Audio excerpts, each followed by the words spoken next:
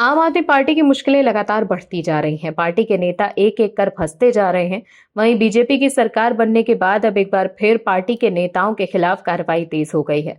सत्ता में रहते हुए आम आदमी पार्टी के नेताओं पर भ्रष्टाचार के आरोप लगे थे, जिसके बाद वो जांच एजेंसियों के निशाने पर हैं।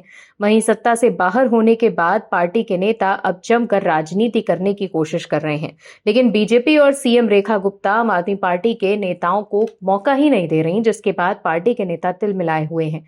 वहीं अब आम आदमी पार्टी के नेताओं के खिलाफ पुलिस भी कार्रवाई कर रही है, जिसके बाद केजरीवाल और संजय सिंह सरीखे नेता झल्ला गए हैं।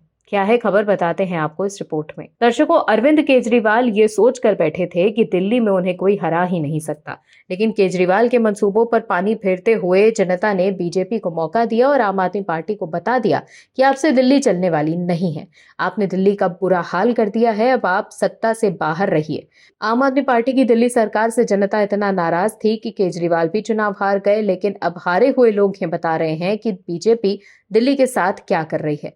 दरअसल दिल्ली की नेता प्रतिपक्ष आतिशी को पुलिस ने मंगलवार को हिरासत में ले लिया। वो कालकाजी के भूमिहीन कैंप में बुलडोजर एक्शन के खिलाफ प्रदर्शन में शामिल हुई थी।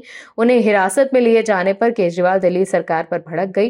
वहीं हिरासत में लिए जाने के दौरान आतिशी ने हमला बोलते हुए कहा कि बीजेपी इन झुग्गियों को तोड़ने वाली है। आज मुझे जेल में लेकर जा रहे हैं क्योंकि मैं इन झुग्गी वालों की आवाज उठा रही हूँ। भारतीय जनता पार्टी सीएम रेखा गुप्ता जी, आप लोगों को झुग्गी वालों की हाय लगेगी, बीजेपी कभी वापस नहीं आएगी, इन गरीबों की हाय लगेगी। वहीं आतिशी के खिलाफ पुलिस की कार्रवाई को लेकर केजरीवाल ने एक्स पर लिखा कि बीजेपी सरकार पूरी दिल्ली में गरीबों के आशियाने उजाड़ रही है, लोगों को बेघर कर रही है। जब आम आदमी पार्टी गरीबों के साथ खड़ी होती है तो उनकी आवाज उठाती है, तो हमारे नेताओं को गिरफ्तार कर लिया जाता है। आज नेता विपक्ष आतिशी को हिरासत में लिया गया, ये तानाशाही है। बीजेपी चाहे हम सबको गिरफ्तार कर ले, लेकिन हम दिल्ली की आम जनता के हक के लिए आवाज उठाते रहेंगे। बीजेपी सरकार पूरी दिल्ली में गरीबों के आशियाने उजाड़ रही है, लोगों को बेघर कर रही है। जब आम आदमी पार्टी गरीबों के साथ खड़ी होती है और उनकी आवाज उठाती है, तो हमारे नेताओं को गिरफ्तार कर लिया जाता है। वहीं केजरीवाल के पोस्ट पर जवाब देते हुए एक्स यूजर ने लिखा कि स्लम और झुग्गी झोपड़ी किसी का आशियाना नहीं होता तो सबको घर देते, नहीं वो काम तो कुछ नहीं किया। अब बांग्लादेशी के इलीगल घर टूट रहे हैं तो इनको ड्रामा करना है। वहीं आम आदमी पार्टी के सांसद संजय सिंह ने भी इस कार्रवाई को लेकर अपनी भड़ास निकाली। संजय सिंह ने एक्स पर लिखा कि गरीब झुग्गी वालों के हक में आम आदमी पार्टी की लड़ाई जारी रहेगी, लाठी चलाओ चाहे जेल भेजो। वहीं इससे पहले झुग्गियों पर हो रहे ताबड़तोड़ कार्रवाई को लेकर 8 जून को भी आतिशी ने बीजेपी पर हमला बोला था। उन्होंने कहा था कि विधानसभा चुनाव से पहले बीजेपी ने झुग्गी में रहने वालों को ये भरोसा दिलाया था कि उनकी सरकार बनने के बाद जहां झुग्गी है वहां पर मकान दिया जाएगा, लेकिन चुनाव जीतने के बाद अब झुग्गियों को तोड़ा जा रहा है। आतिशी ने यह भी कहा कि किसी झुग्गी को हटाने के लिए अगर कोर्ट का आदेश आया तो झुग्गी वालों को 1 किलोमीटर की दूरी में मकान दिया जाना चाहिए था, लेकिन मद्रासी कॉलोनी में ज्यादातर लोगों को नरेला में मकान दिया गया।